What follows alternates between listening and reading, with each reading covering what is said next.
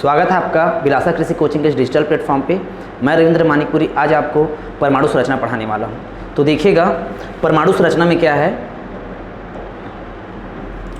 तो चैप्टर क्या था हम लोग का? परमाणु संरचना। क्या था चैप्टर में? परमाणु संरचना। ठीक है, तो ये आ गया परमाणु संरचना। बोला जाए तो क्या है ये? Atomic structure. ठीक, तो पिछला जो हम लोग क्लास ले रहे थे उसमें क्या देखे थे? रदरफोर्ड का प्रयोग देख रहे थे। क्या देख रहे थे? रदरफोर्ड का प्रयोग। और कौन सा वाला प्रयोग? तो वो था रदरफोर्ड का प्रकीर्णन प्रयोग। क्या था? रदरफोर्ड का प्रकीर्णन प्रयोग। ठीक, और जो रदरफोर्ड नामक वैज्ञानिक है वो खोज किसका किया है? वो नाभिक का खोज किया। किसका खोज किया है? नाभिक का। अब कहानी सुनिएगा। रदरफोर्ड मेन ना परमाणु मॉडल बना रहा था, लेकिन वो परमाणु के बारे में पूरा ध्यान बता नहीं पाया उसके बारे में। वो किसके बारे में सही से बताया? वो नाभिक के बारे में बताया। इसलिए नाभिक का खोजकर्ता किसको बोलते हैं? रदरफोर्ड को कहते हैं। किसको कहते हैं? याद रखिएगा, नाभिक का खोजकर्ता किसको कहा जाता है? रदरफोर्ड का कहा जाता है। और ये जो कहानी कब की? सन 1911 की है। ठीक, तो देखते हैं आज फिर से उसी चीज को। ये आपका आ गया रदरफोर्ड का प्रकीर्णन प्रयोग। प्रकीर्णन प्रयोग। ठीक है, अभी सुनिएगा, जब किसी भी चीज का ना खोज होता है ना, ठीक है, तो खोज एक ही एक में नहीं हो जाता, फिर 2-3 स्टेप पे होता है। जैसे कि सबसे पहले क्या होता है? प्रयोग होता है। क्या होता है? प्रयोग। किसी भी जब किसी चीज़ का खोज होता है तो सबसे पहला जो स्टेप होता है उसमें क्या होता है? प्रयोग होता है। ठीक है, वैज्ञानिक सबसे पहले क्या करता है? प्रयोग करता है, और प्रयोग करने के बाद वो निकालता है निष्कर्ष। क्या निकालता है? उसका निष्कर्ष निकालता है कि हाँ इसमें ऐसा ऐसा ऐसा ऐसा मेरे को क्या हुआ? निष्कर्ष निकला करके। ठीक है, तो सबसे पहले होता है क्या चीज़? प्रयोग। और प्रयोग के बाद हम लोग क्या करते हैं? निष्कर्ष निकालते हैं। और निष्कर्ष निकालने के बाद एक मॉडल तैयार होता है। क्या होता है? मॉडल तैयार होता है। ठीक है, तो पहला स्टेप क्या होता है? प्रयोग होता है। दूसरा क्या होता है? स्टेप निष्कर्ष होता है। और तीसरा स्टेप पे क्या होता है? मॉडल तैयार होता है। और जब मॉडल तैयार हो जाता है तो उसको क्या करते हैं? एक सेमिनार में दूसरे वैज्ञानिकों के सामने ना उसको प्रेजेंट करते हैं, उस पूरे मॉडल को। और उधर से क्या करते हैं? वैज्ञानिक लोग पूछते हैं कि हाँ इसमें क्या है, इसमें क्या है। अब क्या कर वैज्ञानिक को क्या करना पड़ता है? जवाब देना पड़ता है। और जब वो सही सही चीज़ों का जवाब दे देता है ना, तब उसको क्या मिलता है? प्राइज मिलता है। और वो क्या कहलाता है? उस चीज़ का खोजकर्ता कहलाता है। ठीक है, तो रदरफोर्ड भी सबसे पहले क्या किया? वो प्रयोग किया। प्रयोग करने के बाद वो क्या निकाला? वो निष्कर्ष निकाला। और निष्कर्ष निकालने के बाद क्या? वो मॉडल तैयार किया। तो पहले वो तैयार किया था परमाणु का मॉडल। ठीक है, लेकिन परमाणु मॉडल में उसने हर चीज जानकारी नहीं दिया परमाणु के बारे में। ठीक है, लेकिन हाँ उसने नाभिक के बारे में बिल्कुल सही सही बताया था। इसलिए इनका जो मॉडल का नाम क्या कहलाया? रदरफोर्ड का नाभिकी मॉडल। ठीक, और जो परमाणु का मॉडल किसको कहते हैं? बोर का परमाणु मॉडल। तो परमाणु के बारे में किसने सच बताया? बोर ने बताया। तो उनके मॉडल का नाम क्या हो गया? बोर का परमाणु मॉडल। ठीक है, इनको बोला जाता है रदरफोर्ड का नाभिकीय मॉडल कहते हैं। ठीक, तो हम लोग इसी कहानी में सबसे पहले क्या देखेंगे? प्रयोग देखेंगे, फिर क्या निकालेंगे? निष्कर्ष निकालेंगे। निष्कर्ष निकालने के बाद क्या तैयार करेंगे? मॉडल तैयार करेंगे। 3 स्टेप में पढ़ेंगे। ठीक है, तो देखिएगा यही दिया हुआ है। तो इन्होंने क्या किया था? एक स्वर्ण पत्र लिया। एक क्या किया इन्होंने? इस तरह देखिए, यहाँ पे लिखा हुआ है क्या लिया? एक स्वर्ण पत्र लिया। क्या लिया इन्होंने? एक स्वर्ण पत्र। ठीक है, सोने की पतली चादर ये बोल सकते हैं। स्वर्ण पत्र पर इन्होंने तीव्रगामी अल्फा कणों की बौछार की। किसकी बौछार की? तीव्रगामी, याद रहे एकदम स्पीड से। ठीक है, तीव्रगामी किसकी? अल्फा कणों की बौछार की। अब अल्फा के बारे में बताना चाहूंगा कि जो अल्फा कण जो होते हैं ना वो प्लस वाले होते हैं। कैसे वाले होते हैं? प्लस। याद रखिएगा भी। ठीक है, अभी आगे देखेंगे अल्फा कण कैसा वाला होता है? प्लस वाला होता है। वो निष्कर्ष में काम आ जाएगा हम लोग का। ठीक है, तो उन्होंने क्या किया? एक स्वर्ण पत्र लिया, और स्वर्ण पत्र लेने के बाद उस पर उन्होंने क्या की? तीव्रगामी, बहुत ही स्पीड से असंख्य अल्फा कणों की क्या कर दी? बौछार कर दी। कुछ इस तरह से। देखिए क्या हुआ? कोई इधर चले गया, कोई इधर चले गया, कोई इधर चले गया, कोई इधर चले गया, कोई इधर चले गया। अरे बहुत सारे थे। ठीक है, बहुत सारे थे। ठीक है, यहाँ देख सकते हैं क्या चीज़ उन्होंने क्या किया? देख अल्फा कण, अल्फा किरण बोल सकते हैं। अल्फा कण हो गया, और यहाँ पे क्या था? सोने की पतली चादर थी, और उसका क्या कर दिया? बौछार कर दिया। इधर उधर इधर उधर क्या हो गया? सारे के सारे अल्फा कण फैल गए। ठीक, तो उन्होंने क्या क्या देखा? देखो प्रयोग में क्या क्या हुआ। उन्होंने पहला प्रयोग में ये देखा। ठीक है, प्रयोग का पहला मॉडल यहाँ पे बना रहा हूँ। तो उन्होंने ये देखा कि अधिकांश अल्फा कण तो असंख्य था, जिसको उन्होंने क्या किया था? बौछार किया था। किसके ऊपर किया था? ये पतला सोने की चादर पर बौछार किया था। ठीक है, तो उन्होंने क्या देखा कि अधिकांश जो अल्फा कण था ना वो स्वर्ण पत्र को पार करके सीधी रेखा में निकल गए। क्या हुआ? अधिकांश अल्फा कण जो थे वो स्वर्ण पत्र को पार करके क्या हो गए? सीधी रेखा में निकल गए। सीधी रेखा में क्या हो गए? निकल गए। ठीक है, ये पहला प्रयोग उन्होंने देखा। दूसरा क्या हुआ? दूसरा स्टेप पे ये हुआ, ठीक है, ये प्रयोग के अंतर्गत दूसरा है। दूसरा उन्होंने क्या देखा कि कुछ अल्फा कण, कितने अल्फा कण, कुछ अल्फा कण, कितने अल्फा कण, तो याद रखिए कुछ अल्फा कण स्वर्ण पत्र से टकराया, वो टकराने के बाद विभिन्न दिशाओं में क्या हो गया, इधर उधर इधर उधर विक्षेपित हो गए। ठीक, तो अधिकांश अल्फा कण जो थे वो स्वर्ण पत्र को पार करके, इसको पार करके वो सीधी रेखा में निकल गए। ठीक है, कुछ अल्फा कण क्या हुए, स्वर्ण पत्र से टकराकर विभिन्न दिशाओं में क्या हो गए, विक्षेपित हो गए, विक्षेपित इधर उधर चले गए।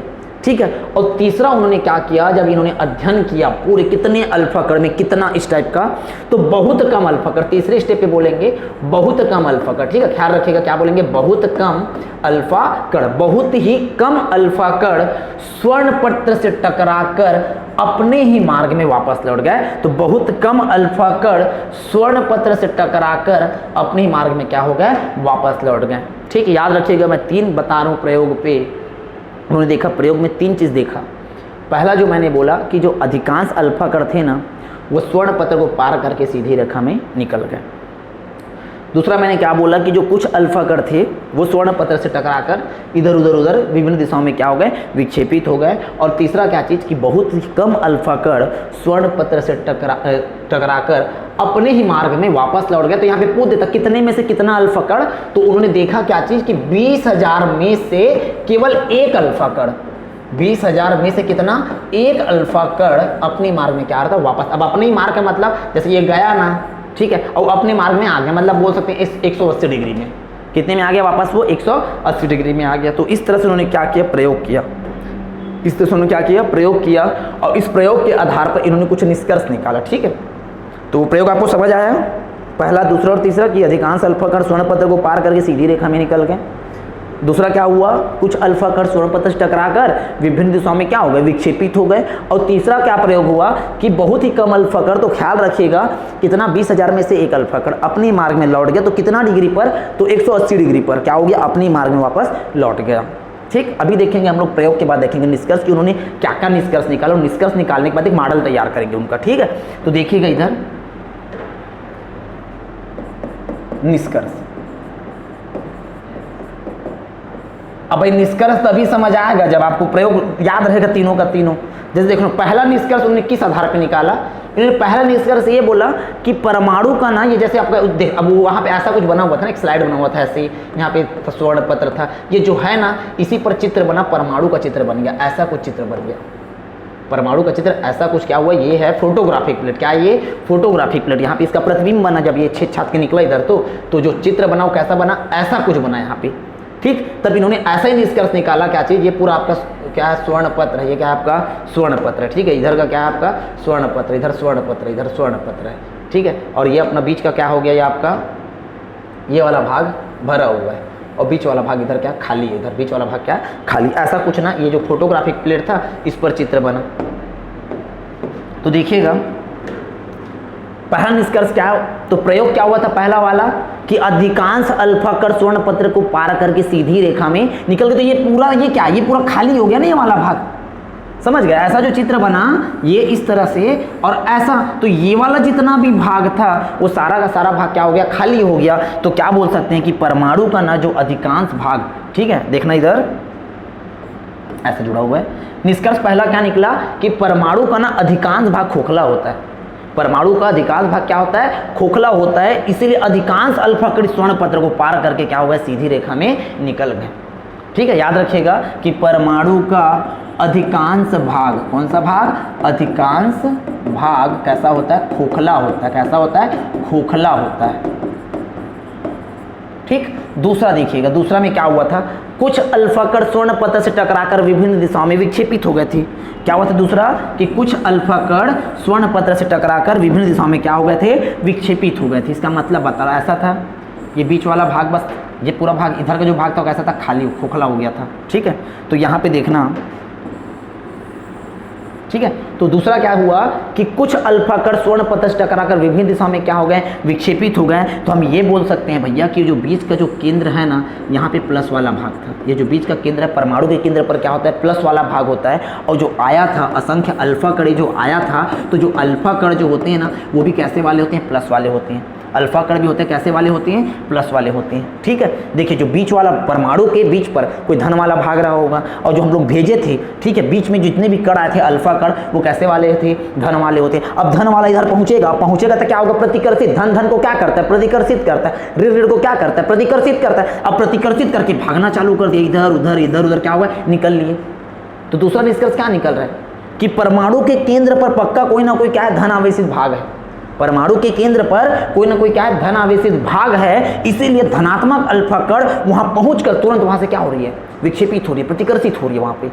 तो इस तरह से दूसरों ने निष्कर्ष क्या निकाला कि हो ना हो परमाणु के केंद्र पर, परमाणु के सेंटर पर कोई धन आवेशित क्या होता है, भाग होता है। परमाणु के केंद्र पर कोई धन आवेशित क्या होता है, भाग होता है। ठीक है, इसीलिए जो धनात्मक अल्फा कण थे, जो कि खुद धन है वो भी धन है, प्रतिकर्षित होकर इधर उधर क्या हो रहे थे, विक्षेपित हो रहे थे। और इसी में इन्होंने बताया कि अरे भैया तो पूरा खोखला है ना, इधर तो बीच का खोखला है, बीच वाला भाग खोखला है। तो उस परमाणु का द्रव्यमान भार किस पर है, इसी पर है, इस बीच वाले भार पर है, जिसको हम लोग क्या कहते हैं, नाभिक कहते हैं। जिसको क्या कहते हैं, नाभिक कहते हैं। सुनिएगा कि परमाणु के केंद्र पर कोई धन आवेशित भाग होता है, जिस पर उस परमाणु का संपूर्ण द्रव्यमान, जितना भी भार है ना, उसी नाभिक पर होता है। उस केंद्र को हम लोग क्या कहते हैं, नाभिक कहते हैं। उस केंद्र को हम लोग क्या कहते हैं, नाभिक कहते हैं। अब ऐसा निष्कर्ष उन्होंने क्यों निकाला, इधर से आता धन वाला, इधर क्या बैठा था, धन वाला। जितना भी धन वाला आया वहां पे, ठीक है, बाकी जगह गया कोई दिक्कत नहीं था, प्लस तो था नहीं, बीच में प्लस था। तो जितना भी धन वाला आया, धन को क्या कर दिया, प्रतिकर्षित। और बाकी खोखला था तो वो निकल लिया सीधा।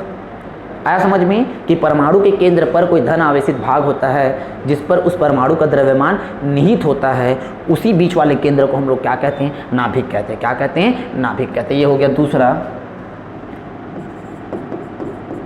केंद्र पर कैसा होता है, धन आवेशित भाग होता है। कैसा भाग होता है, धन आवेशित भाग होता है, जिस पर परमाणु का द्रव्यमान, परमाणु का द्रव्यमान क्या होता है, निहित होता है। क्या होता है, निहित होता है। उसे क्या कहते हैं, नाभिक कहते हैं। यहीं पे उन्होंने बताया, नाभिक का परिभाषा बताया, उसे नाम दिया, उसे क्या कहते हैं, नाभिक कहते हैं। क्या कहते हैं उसको, नाभिक कहते हैं करके। ठीक है, अभी देखिएगा तीसरा, तो तीसरा पॉइंट क्या हो जाएगा, जब उन्होंने तुलना किया था कि अगर मैं 20,000 भेजूंगा, कितना, 20,000 में से केवल कितना कण, केवल एक अल्फा कण, कितना अल्फा कण, केवल एक अल्फा कण, 20,000 भेज रहे हैं और केवल एक अल्फा कण अपने मार्ग में अगर वापस लौट रहा है, मान लो लौट रहा है, मतलब हो ना हो, इन नाभिक का जो आकार है ना बहुत ही छोटा इस परमाणु के तुलना में। ठीक है, इस परमाणु के तुलना में ये नाभिक का जो आकार है ना, नाभिक का जो आकार है वो बहुत ही क्या है, छोटा है। इसीलिए 20,000 में से केवल कितना अल्फा कण, एक अल्फा कण क्या होता है, अपनी मार्ग में वापस लौटता है। अगर वो बड़ा होता तो 20,000 में ज़्यादा अल्फा कण वापस आता, लेकिन बहुत छोटा है। कौन, नाभिक छोटा है। किसकी तुलना में, वो परमाणु के बीच में। ठीक है, जो नाभिक है ना उस परमाणु की तुलना में बहुत ही छोटा है। इसीलिए 20,000 में से कितना, केवल एक अल्फा कण अपनी मार्ग में क्या आता है, वापस लौट के आ रहा है। तो तीसरा क्या निकल जाता है कि परमाणु के तुलना में, परमाणु के तुलना में नाभिक का आकार, किसका आकार, नाभिक का आकार, नाभिक का आकार बहुत छोटा होता है। बहुत क्या होता है, छोटा होता है। याद रख लीजिए। देखो ये क्या था, निष्कर्ष उन्होंने क्या निकाला कि परमाणु का जो अधिकांश भाग क्या होता है, खोखला होता है। इसलिए अधिकांश धन आवेशित कण क्या हो गया, पार करके निकल गए। दूसरा क्या था कि परमाणु के केंद्र पर कोई धन वाला भाग होता है, वो सब खोखला है तो बीच में भार है। परमाणु के केंद्र पर कोई धन वाला भाग है जिस पर परमाणु का द्रव्यमान निहित है, इसलिए धनात्मक वाला भाग वहाँ पे केंद्र पर जाकर क्या हो गया, प्रतिकर्षित हो गए। उसी जो केंद्र है उसी को क्या बोला गया, नाभिक बोला गया। तीसरा क्या चीज़ निकला कि नाभिक का आकार परमाणु की तुलना में बहुत ही क्या होता है, परमाणु की तुलना में नाभिक का आकार क्या होता है, बहुत ही छोटा होता है। ऐसा क्यों, क्योंकि 20,000 भेज रहे उसमें से केवल कितने, एक अल्फा कण आ रहा है। तो ठीक है, तो क्या हो गया, उसकी तुलना बहुत ही छोटा हो गया।